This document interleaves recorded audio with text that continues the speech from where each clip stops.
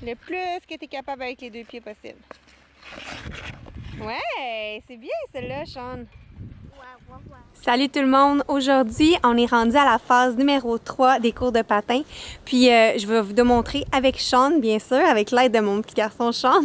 On va vous démontrer comment faire le petit bonhomme. Des techniques aussi de freinage pour améliorer puis devenir de plus en plus efficace dans le freinage. Ensuite, il va vous montrer à faire le Superman.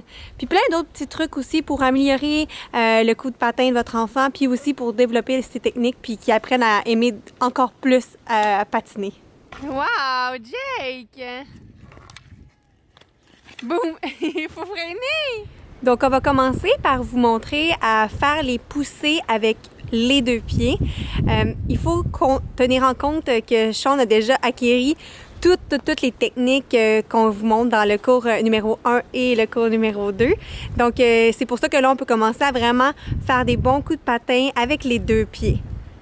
Fait que comme vous le voyez ici, Sean a une position, le corps par l'avant, il a les genoux pliés et il pousse bien sur chacun de ses patins, un après l'autre, qui lui permet vraiment d'avoir un vrai coup de patin.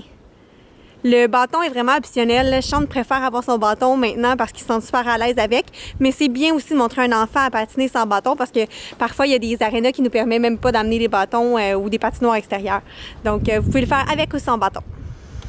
Peux-tu me l'expliquer, comment tu te positionnes?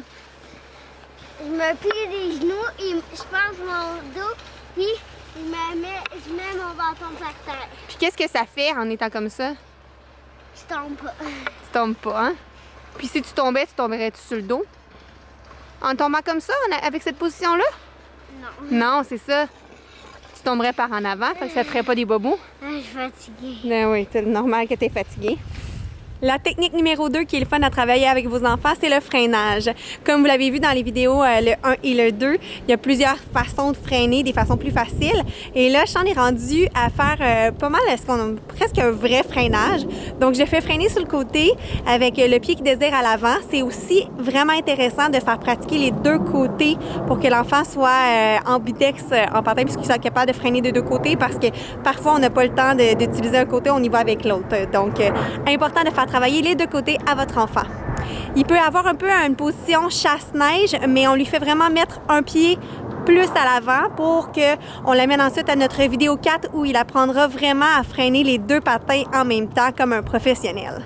Comme je vous l'ai montré dans la vidéo 1 et 2, c'est vraiment important de montrer aux enfants à bien tomber puis d'avoir du plaisir. Donc, j'aime vraiment pratiquer avec mes kids la technique du Superman. Là, ici, notre patinoire glissait vraiment pas bien, fait que vous pouvez pas bien voir, mais le but est vraiment de se faire glisser sur le ventre tel un Superman. Fait que c'est le fun à pratiquer quand la patinoire vient juste d'avoir eu un petit coup de Zamboni. Un autre exercice qui est vraiment facile, ben pas facile, je dis facile, c'est pas facile partout. Un autre exercice qu'il faut faire à nos enfants, c'est les faire glisser sur deux pieds pour éventuellement les faire glisser à un pied qui est un cours que je vais faire, pas un cours, mais une technique que je vais vous montrer puis faire pratiquer dans le cours numéro 4. Donc, on les fait glisser à deux pieds. Ça peut être en petit bonhomme, ça peut être tout droit. Quand on sait glisser, ben on sait bien patiner. Fait que c'est pour ça que je vous montre cette technique-là puis cette petite pratique à faire avec vos enfants. Et justement, quand votre enfant est rendu qu'il sait bien glisser à deux pieds, bien, on lui fait faire le petit bonhomme. C'est le fun à faire. Puis ça s'utilise aussi, là, on le fait en patin, mais on peut aussi le faire en ski. Puis quand on baisse vraiment les fesses jusqu'en bas, ça fait comme une petite voiture. On peut bouger les mains pour décider dans quelle direction on s'en va. Je veux juste vous rappeler que ça dépend vraiment du style que votre enfant a pour savoir à quelle vitesse il va s'améliorer dans ses coups de patin. Pour vous donner une idée, Sean a 5 ans. Jake aussi, que vous allez voir, vous avez peut-être vu dans mes autres vidéos. Jake, lui, il a 4 ans. Puis Sean, lui, qui a 5 ans, c'est cette année que ça a vraiment, vraiment débloqué son coup de patin. Il a fait des cours de patin avant ça. Il a commencé, il avait 3 ans. Puis ça a été un peu plus difficile pour lui, l'apprentissage, même si sa mère voulait lui montrer. Souvent, comme vous savez, les enfants ne veulent pas apprendre de leurs parents.